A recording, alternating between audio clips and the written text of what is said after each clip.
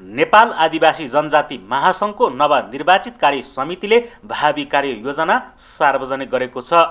शुक्रबार काठमाडौँको बानेश्वरमा पत्रकार सम्मेलन गरी महासङ्घले आफ्नो कार्ययोजना सार्वजनिक गरेको हो।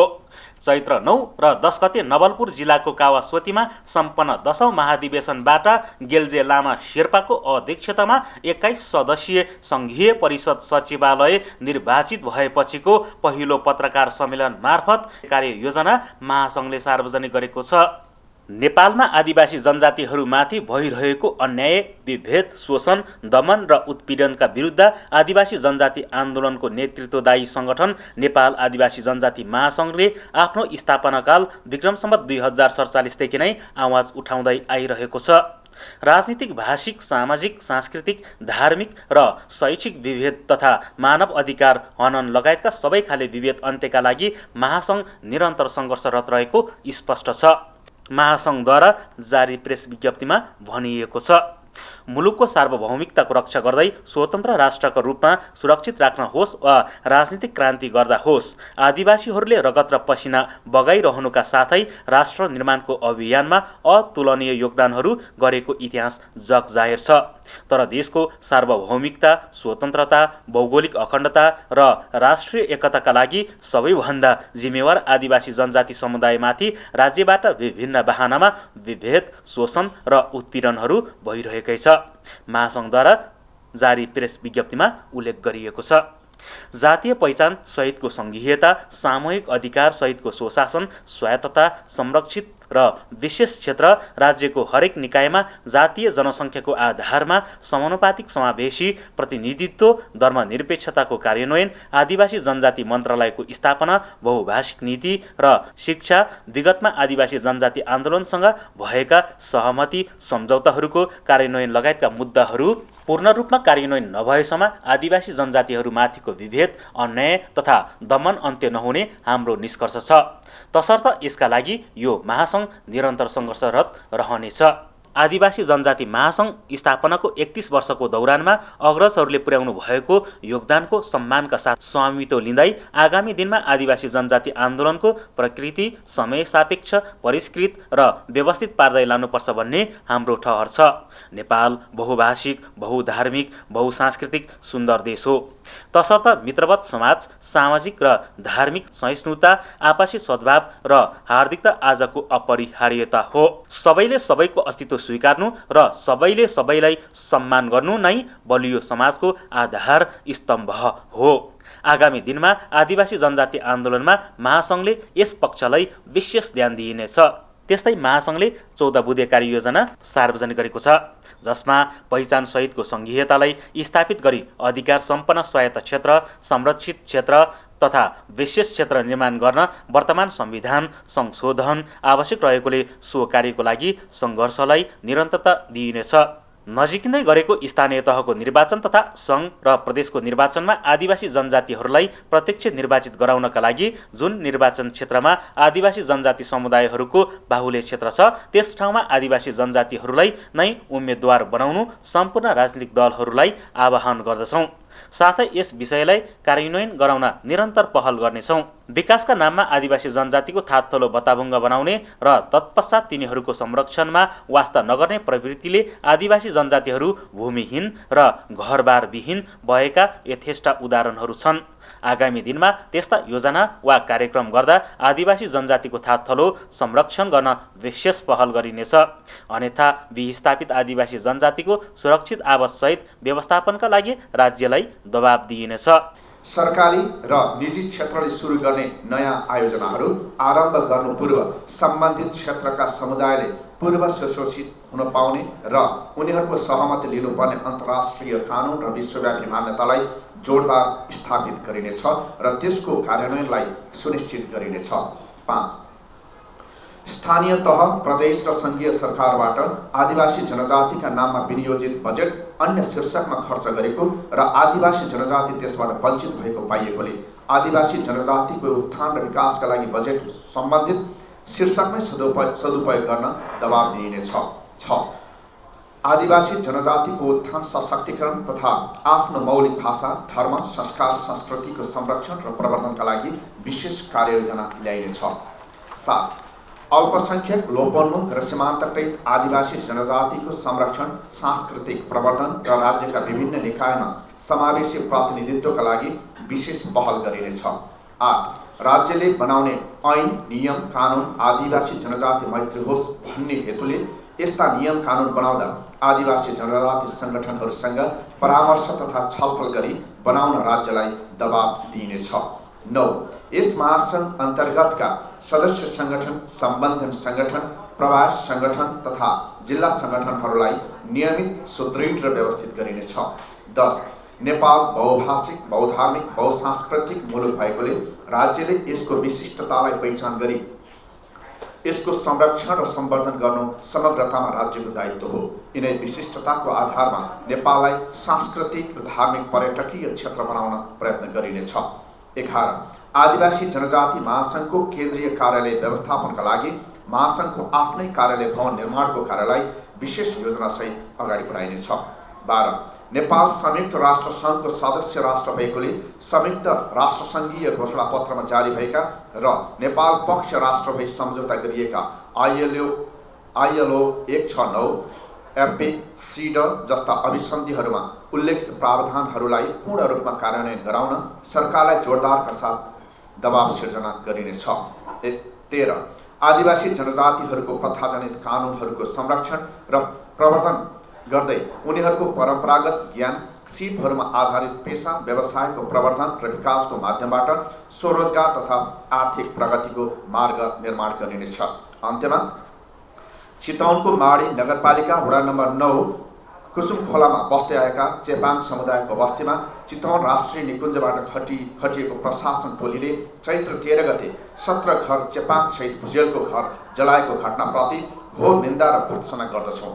गरिब निमुखा चेपाङ परिवारलाई राज्यले यो हदसम्मको उत्पीडन र दमन गर्ने कुनै आधार अधिकार छैन। त्यसकारण यो घटनाबाट पीडित चेपाङ तथा भुजेल परिवारहरूलाई राज्यको तर्फबाट बिना शर्त माफी माग्दै न्यायोचित क्षतिपूर्ति सहित उनीहरूलाई तत्काल घरवासको व्यवस्था मिलाइदिन जोडदार माग गर्दछौँ। नेपाल आदिवासी जनजाति महासङ्घको 10औं राष्ट्रिय महाधिवेशनले गेल्जे लामा शेर्पाको नेतृत्वमा निम्नानुसारको 21 सदस्यीय सङ्घीय परिषद सचिवालय निर्वाचित गरेको छ। गेल्जे लामा शेर्पा अध्यक्ष, बुद्ध कार्ती वरिष्ठ उपाध्यक्ष, युवराज जिरेल उपाध्यक्ष, ध्यानी उराव उपाध्यक्ष, गम्भीर सिंह गुरुङ भोटे उपाध्यक्ष, क्षेत्रबहादुर थकाली उपाध्यक्ष, लाक्पा शेर्पा ढोक्प्या उपाध्यक्ष, लहरु जिमी उपाध्यक्ष, श्रुति कुमार उपाध्यक्ष, दिवस राई महासचिव, रामकृष्ण लामा ब्लोन उपमहासचिव, मङ्गलराम दराई सचिव, गोविन्द लामा ह्योल्मो सचिव, मोहन राजवंशी सचिव, विकास सुरेल सचिव, ममता मिर्चे सचिव, छोर्गेन लामा सचिव, यमुना छन्त्याल सचिव, भद्रकुमारी बराम सचिव, विमल सारू मगर कोषाध्यक्ष, रिदार नोसाङ भोटे सहकोषाध्यक्ष। गेल्जे लामा शेर्पा अध्यक्ष 2078 12-18 गते शुक्रबार। प्रेस विज्ञप्तिको वाचन यही समाप्त भएको छ। बाँकी यहाँका जिज्ञासाहरू राख्न सक्नुहुनेछ, हामी टिप्नेछौँ र हाम्रो अध्यक्षज्यूले हजुरहरूका जिज्ञासालाई सम्बोधन गर्नुहुनेछ। धन्यवाद। धन्यवाद वरिष्ठ उपाध्यक्षज्यू। उहाँले हाम्रो आजको प्रेस विज्ञप्ति यहाँको बिचमा वाचन गरिसक्नु भएको छ, उहाँलाई हार्दिक धन्यवाद छ। अब पत्रकारज्यूहरूले आफूलाई यो हाम्रो कार्य के भन्छ यो प्रेस विज्ञप्तिमा उल्लेखित विषयवस्तुहरूमाथि आफ्नो केही जिज्ञासाहरू भए त्यहाँले प्रश्न उठाउन सक्नुहुनेछ र त्यसको चाहिँ उत्तर स्पष्टीकरण चाहिँ हाम्रो अध्यक्षज्यूबाट हुनेछ। धन्यवाद। यहाँहरूको जुन नवनिर्वाचित यो महासङ्घको कार्यसमिति छ, यो कार्यसमितिबाट कोही यसपालि इलेक्सनमा उम्मेदवार हुँदै हुनुहुन्छ भने हामीलाई समाचार बनाउन अझ राम्रो हुने थियो। त्यो पनि अहिले यो पत्रकार सम्मेलनबाट घोषणा गरिदिनु हुन म अनुरोध गर्न चाहन्छु। अनि अर्को कुरा, भर्खरै नेपाली काङ्ग्रेसले तरुण दलमा र नेवी सङ्घमा चाहिँ 2 जना आदिवासी जनजातिका चाहिँ व्यक्तिलाई जुन मनोनयन गरियो र उहाँलाई त्यत्रो महत्त्वपूर्ण जिम्मेवारी दिइयो, तर पार्टीभित्रैबाट पार्टीका नेताहरूले चाहिँ त्यसलाई चाहिँ विरोध गरेर पार्टी कार्यालयमा जुन डेमोन्स्ट्रेसनहरू पनि भएका छन्, त्यसलाई त्यो घटनालाई तपाईँहरूले कसरी हेर्नुहुन्छ? त्यसका बारेमा हामीले त के त्यो पार्टीको कुरा हो हैन, त्यसमा हाम्रो प्रयत्न हुन्छ। धन्यवाद वरिष्ठ पत्रकारज्यू। विशेष गरी आज यस 10औं महाधिवेशनबाट हामी निर्वाचित भएर पहिलोचोटि हामी पत्रकार सम्मेलन मार्फत तपाईँहरूलाई सम्पूर्ण कुरा हामीले प्रेस विज्ञप्तिसहित जानकारी दिइसकेका छौँ। आज यस पत्रकार सम्मेलनमा हाम्रो निवर्तमान अध्यक्ष र सल्लाहकार जगत बरामजी अनि वरिष्ठ उपाध्यक्षज्यू बुद्ध गद्दीज्यू र उपाध्यक्षज्यूहरू महासचिवज्यू र सचिवज्यूहरू सम्पूर्ण पत्रकार मित्रज्यूहरू विशेष गरी हामीले यो 10औं महाधिवेशन आइसकेपछि सम्पूर्ण कुराहरू र हाम्रो भावी योजना सहितको चाहिँ तपाईँहरूलाई प्रेस विज्ञप्तिमा हामीले जानकारी नै गरेका छौँ। र अहिले एउटा नयाँ चाहिँ हाम्रो वरिष्ठ पत्रकार के भन्नु राजु सिलवाल उहाँले चाहिँ मैले टेलिभिजनमा धेरैचोटि देखेँ, तर आज यो हाम्रो 10औं महाधिवेशनको पत्रकार सम्मेलन उहाँले प्रत्यक्ष भेटघाट हुने मौका पाएँ र उहाँले राख्नुभएको प्रत्यक्ष उसमा चाहिँ प्रश्नमा हाम्रो स्थानीय चुनावमा चाहिँ हामी जनजाति महासङ्घको पदाधिकारी जम्मा 21 जना चाहिँ हामी पदाधिकारी छौँ। त्यसमा चाहिँ हाम्रो चाहिँ कसैले पनि उम्मेदवारी दिने आजसम्म हामीले जानकारी छैन र जनजाति महासङ्घले चाहिँ आउने चुनाव स्थानीय चुनावमा चाहिँ जनजातिहरूलाई प्रोत्साहन चाहिँ के गर्छौँ भने हाम्रो जनजातिहरू चाहिँ जहाँ जहाँ उठेको छ सम्पूर्ण जनजातिहरूलाई नेपालमा रहेको 35.3% जनजातिहरूलाई उहाँहरूलाई सपोर्ट गर्न चाहिँ यसै पत्रकार सम्मेलनबाट चाहिँ उहाँहरूलाई आह्वान गर्दछौँ। र जहाँ चाहिँ आफ्नो जनजातिहरू उठेको छ र यहाँ हाम्रो चाहिँ विभिन्न पार्टीमा सबै जनजातिहरू संलग्न भएको हुनाले त्यहाँ चाहिँ म सबै जनजातिहरूलाई के अनुरोध गर्न चाहन्छु भने आफ्नो पार्टीले नजित्ने भएको खण्डमा अरू पार्टीले गैर जनजातिहरूले जित्ने भएको खण्डमा चाहिँ आफ्नो जनजातिहरू उठेको ठाउँमा बढी एक्टिभ नभएर अलिकति प्यासिभ भएर पनि आफ्नो जनजाति जो जित्ने जस्तो छ त्यसलाई चाहिँ समर्थन गरेर अलिकति प्यासिभ बसेर पनि समर्थन गरेर आफ्नो जनजातिहरूलाई जिताउन आह्वान गर्दछु। र अब चाहिँ यो चाहिँ स्थानीय चुनाव पछिको सँगै चुनावमा चाहिँ हाम्रो चाहिँ जनजाति महासङ्घबाट पनि केही उम्मेदवार हुनसक्ने सम्भावनाहरू छ, बलियो सम्भावनाहरू छ। र अर्को कुरा अब यो चाहिँ यो नेपाली काङ्ग्रेसको तरुण दल र हाम्रो चाहिँ विद्यार्थी सङ्घको अध्यक्षमा चाहिँ हाम्रो चाहिँ जनजातिबाट 2 जना चाहिँ परेको हुनाले यो चाहिँ जनजाति सम्पूर्ण जनजाति महासङ्घको चाहिँ ध्यान आकर्षण त भएको छ, उहाँहरूलाई सम्मान कार्यक्रम पनि केही गरेको छ। तर पनि यो चाहिँ पार्टीगत सिस्टम भएको हुनाले हामी जनजाति महासङ्घ चाहिँ पार्टीगत नभएकोले उहाँहरू चाहिँ केही गर्नु सकेका छैन। त्यही पनि हाम्रो चाहिँ अब त्यो सम्बन्धी अलिकति जानकारी पनि हामीलाई आएको छैन। जानकारी आएबाट पनि हामी चाहिँ उहाँहरूलाई चाहिँ कहाँतिर चाहिँ अन्याय परेको छ पार्टीभित्र त्यसमा पनि हामी चाहिँ हेर्ने कोसिस गर्छौँ र उहाँहरूलाई चाहिँ पार्टीलाई दबाब दिने कोसिस चाहिँ हामी गर्छौँ। धन्यवाद। क्षेत्र अथवा जातिलाई अथवा जाति विशेषको स्थानलाई घोषणा गर्नको लागि त्यसलाई अगाडि बढाउनको लागि चाहिँ त्यति कार्यहरू भएको देखिँदैन। यसमा चाहिँ आदिवासी जनजाति महासङ्घसँग सम्बन्धित तहगत संस्थाहरूको सामान्य राय सांस्कृतिक थलहरूमा मात्रै बनाउनु खास पर्यटकीय क्षेत्र त ज्यादा त होइन, 7मा जनसङ्ख्या भन्दा पनि 7 र 10 लगभग उस्तै छन्। जस्तै यो समावेशी प्रतिनिधित्वका लागि विशेष पहल गरिनेछ भनिएको छ। मैले यो चुनाव केन्द्रित गर्न खोजेँ। अब अघि दाइले पनि भन्नुभयो, एनटिपीको दाइले पनि आदिवासी जनजातिका विभिन्न पुत्रहरू चाहिँ विभिन्न ठाउँमा चाहिँ पुग्नु भएको छ, तर पहल चाहिँ कसैले पनि नगरिएको जस्तो होइन। अनि त्यसै गरी यो जातिको आधारमा संस्कृतिको आधारमा जुन समावेशिता जुन एक खालको भनौँ न तहगत रूपमा पाउनुपर्ने हो त्यहाँ चाहिँ स्थानीय स्तरसम्म अरू वडा स्तरसम्म अहिले पार्टीको संरचनामा हेरौँ त्यसै गरी हरेक कुरामा चाहिँ पाइएको देखिँदैन। यहाँहरूको पहल के गरिरहनु? धन्यवाद।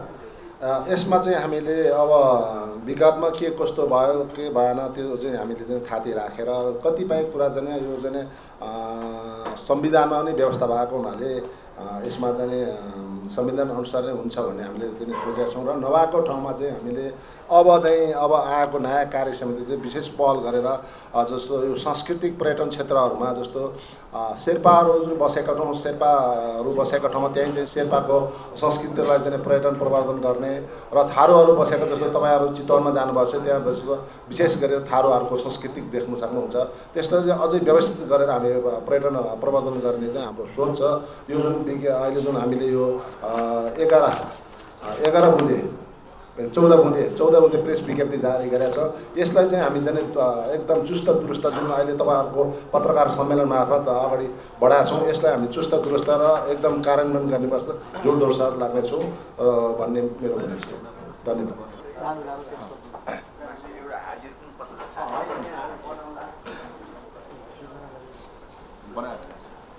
म चाहिँ हाम्रो कुमारजी हुनुहुन्थ्यो पहिले, हामी सँगै लमा पनि पढेका सँगसँगैको साथी, अनि उहाँको आन्दोलन पटक पटक यस्तो पत्रकार सम्मेलन गएको थिएँ, तर धेरै भएको थियो, आज धेरै पछि आएँ।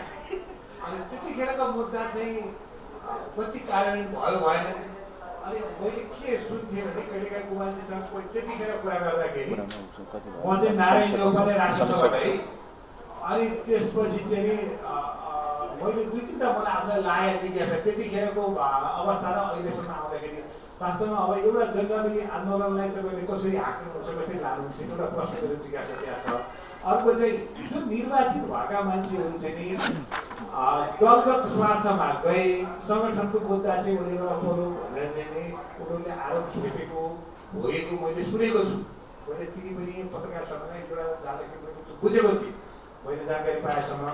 अनि यसलाई तपाईँले कसरी हेर्नुभयो अथवा विगतका नेतृत्वले गरेको कसरी हेर्नुभयो? निर्वाचित भएर गएका साथीहरू, संसदमा पुगेका, व्यवस्थापिका संसदमा पुगेका साथीहरूको भूमिकालाई तपाईँले कसरी हेर्नुभएको छ? एउटा अर्को कुरा चाहिँ ठ्याक्क निर्वाचनको मुखमा आएपछि मात्रै सल्लाह हो, अब सल्लाह थाले भने जस्तो भयो। त्यस कारणले अघि पछि निरन्तर यस्ता भेटघाटहरू, यस्ता प्रतिक्रियाहरू जुन चाहिँ अहिले पछिल्लो निर्वाचन आयोगले हिजै मात्रै एउटा कार्यक्रममा म गर्थेँ, वास्तवमा निर्वाचन आयोग पनि हेर्छु राष्ट्रसभाबाट, त्यहाँ चाहिँ के भन्छ भने निर्वाचनलाई मोसको रूपमा लियो भने गाडीमुड हुने, एउटा संस्कृतिको रूपमा लयो भने पो यो त शान्त हुन्छ, थोरै धेरै पैसा खर्च गर्नु पर्दैन, महँगो भड्किलो हुँदैन भन्ने सन्दर्भ छ त्यहाँ। त्यस कारणले तपाईँले यसलाई चाहिँ आन्दोलनको जुन कुरालाई सामान्य संस्कृतिको रूपमा विकास गर्न के पहल गर्नुहुन्छ आगामी दिनमा? धन्यवाद। खास गरी अब विशेष गरी त्यहाँ हामीले चाहिँ अब मुद्दालाई चाहिँ विगतको तपाईँको नरेन्द्र कुमारको पालामा विगतको जुन अध्यक्ष पूर्व अध्यक्षहरूको पालामा के कार्यान्वयन भयो, के भएन भन्ने कुरा चाहिँ हामी चाहिँ समीक्षा गर्छौँ र आफ्नो चाहिँ समीक्षा अनुसार दस्तावेज पहिला भएको कार्यक्रम जुन उपलब्धिहरूलाई दस्तावेज हामी गर्छौँ र नभएको उपलब्धिहरूलाई हामी चाहिँ अगाडि बढाउँछौँ र कतिपय चाहिँ के अरे मागहरू चाहिँ हाम्रो संविधानमा भएको कुरा पनि कार्यान्वयन भएको छैन, त्यसलाई पनि हामी कार्यक्रम अगाडि बढाउँछौँ र हाम्रो चाहिँ विशेष गरी हाम्रो जनजाति महासङ्घको माग के छ भने हामी एउटा साझा फुलबारीको फुल हौँ, हामीले समान अवसर पाउनुपर्छ, समान मलजल पाउनुपर्छ, समान तरिकाले फुल्न पाउनुपर्छ, विशेष जोड चाहिँ त्यही हो। र अब यो चाहिँ हाम्रो अघि यहाँ बुन्दामा पनि आइसकेका छ, सबैको अस्तित्व पनि स्वीकार्नुपर्छ र सबैले सबैको अस्तित्व स्वीकार्नुपर्छ, सबैले सबैको सम्मान गर्ने बलियो समाजको आधार स्तम्भ गर्नुपर्छ भन्ने हो। अब यो तपाईँहरूको पत्रकार सम्मेलनमा मैले धेरै बोलिरहनु भन्दा पनि म एउटा चाहिँ शेर्पाको छोरो इमान्दारी साथ खट्ने भएको हुनाले परिणाममुखी काम ल्याउँछु भन्ने चाहिँ म तपाईँहरूलाई चाहिँ आश्वासन दिन चाहन्छु। अब पहिले विगतकोले के गरे, अहिलेकोले के गरे भन्दा पनि अब मेरो कार्यकाल चाहिँ चुस्त दुरुस्त महासङ्घलाई 77 जिल्लामा कार्यालयहरू चुस्त दुरुस्त, सङ्गठनहरू चुस्त दुरुस्त र हाम्रो केन्द्रीय कार्यालय पनि चुस्त दुरुस्त हुनेछ भनेर तपाईँलाई विश्वास दिलाउन चाहन्छु। धन्यवाद। नमस्कार, म दिपा तामाङ राणा। सर्वप्रथम त नवनिर्वाचित कार्य समितिलाई धेरै बधाई तथा सफल कार्यकालको शुभकामना दिन चाहन्छु। आज यहाँको पत्रकार सम्मेलन हुँदै गर्दा म चाहिँ अलिक ढिलो आइपुगेँ, त्यसले गर्दाखेरि मैले यो मुद्दाहरू पढ्न सकिएन। पत्रकारज्यूहरूले प्रश्न गर्नुभयो, त्यसमा चाहिँ मैले यहाँले राख्नुभएको यो मुद्दाहरू मलाई आशा छ यो कार्यकालले सम्पन्न गर्नुहुनेछ र हामी निहाल्ने पनि छौँ, हामीले हेर्ने पनि छौँ यहाँको यो मुद्दाहरू कतिको कार्यान्वयन भयो भनेर। किनभने विगतको दिनमा बोलीमा मात्रै सीमित भयो, कार्यान्वयनमा वास्तवमै कार्यान्वयन गर्नु भएको छ। यसलाई यहाँहरूले विगतलाई समीक्षा गरेर आगामी दिनमा कार्यान्वयन गर्नुहुनेछ भन्ने हामीले आशा पनि गरेका छौँ र यहाँलाई शुभकामना पनि छ। अब रह्यो कुरा अस्तित्व स्वीकार्नुपर्छ पर्ने सबैको अस्तित्व सबै चिजलाई समेट्नुपर्ने भन्दै गर्दा यहाँ आदिवासी जनजाति पत्रकारको बुदा नै देखिएन। भनिन्छ नि चाहिने बेलामा भाँडो नचाहिने बेलामा ठाडो भन्ने एउटा पुरानो भनाइ छ नि होइन। पत्रकार त यो देशको चौथो अङ्ग हो नि, यहाँले स्वीकार्नुहुन्छ नि होइन। तर पत्रकारको बुदालाई आदिवासी जनजाति पत्रकारहरूको उत्थानमा किन यहाँहरूले बुदा राख्नलाई कन्जुस गर्नुभयो, यो मेरो प्रश्न। यसले पत्रकारको उत्थानको लागि के तपाईँहरूको पनि जिम्मेवारी होइन र? समग्रमा चुनाव आउँदैछ, चुनावमा आदिवासी जनजातिहरूको सहभागिताको लागि यहाँले महत्त्वपूर्ण भूमिका खेल्नेछ भन्ने आशा पनि राख्दछु। आगामी दिनमा आदिवासी जनजाति महासङ्घले समग्र सम्पूर्ण जिल्लाहरूमा आदिवासी जनजाति उत्थानको कार्यहरू गरेर अग्रणी भूमिका निर्वाह गर्न सकोस् मेरो शुभकामना। र यो पत्रकारको हकितको लागि पनि यहाँहरूले आवाज उठाउनुपर्छ र पत्रकारलाई संरक्षण गर्ने कुरामा पनि यहाँहरूले भूमिका निर्वाह गर्नुपर्छ भन्ने मेरो भनाइ। धन्यवाद। अब कोही हुनुहुन्छ बाँकी, नत्र अब अन्त्यतिर जानुपर्छ होला। उहाँ सबको एउटा लिउँ होला, एउटा लिउँ अनि त्यसपछि अन्त्य गरौँ। म नेपाल दृश्य मिडियाबाट भुवन गुरुङ। नेपाल आदिवासी जनजाति सङ्घको तपाईँहरूको जुन कार्यक्रम छ, यस्ता कार्यक्रमहरूलाई एउटा सार्थकता दिनको लागि आगामी तपाईँहरूका योजना के छ, कसरी अगाडि बढ्ने सोच? यसमा त हाम्रो सम्पूर्ण कुरा प्रेस विज्ञप्तिमै आइसकेका छौँ र त्यो एकचोटि हेर्नु होला। त्यसको चाहिँ कार्यान्वयन बाँकी भएन, हामीले गरेको छ कि छैन त्यो चाहिँ बरु तपाईँहरूले बेला बेलामा हामीलाई